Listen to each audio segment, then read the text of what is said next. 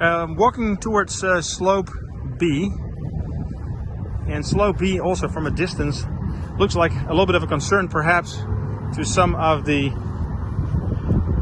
you may not know what you're talking about, mildly put.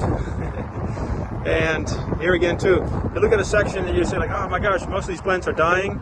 But then when you get closer and closer, and I put myself in the shadow, and you look at these plants, you see that all of these plants will actually pop buds and leaves, and this will be 100% green in the next couple of months.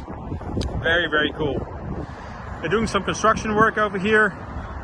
So, and I'm going to show you this particular wall, section C. And you look at section C, and you see how the plants, I'm about 15 feet up in the air, and you see that these plants, how well they're growing and how happy they are in the top section of this green wall. Just superbly done. And over here we have what I think is a little bit of a nicer switch from 100% hydroponic, which is right over here, and I'm standing above it. You can see my boots here. This is 100% hydroponic to slightly 80% mineral, 20% soil, to 50-50 to 20-80.